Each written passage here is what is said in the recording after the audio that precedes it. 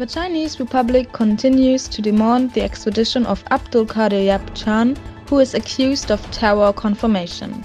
At yesterday's trial in Turkey, the next trial date was adjourned to May 3, but still a verdict stops the defendant from moving his place of residence.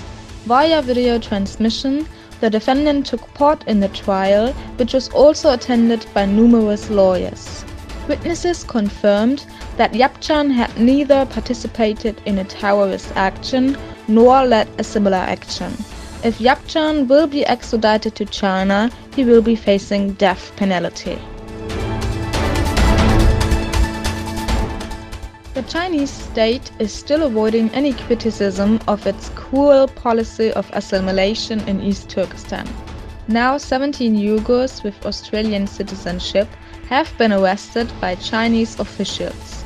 According to Euronews, a part was sent to be housed in the camps, another part was deported to prisons, and the remainder was placed under house arrest.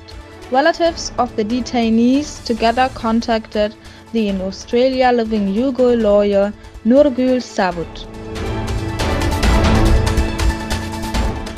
An action under the hashtag #MeTooUyghur, started by a few Uyghurs, publicly urges the Chinese authorities to record video footage of the imprisoned Uyghurs.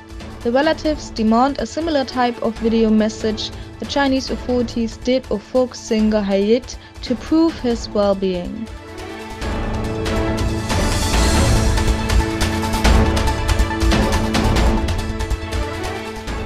To prevent the threat of cyber attacks, the Russian government is considering switching off international access to the internet temporarily.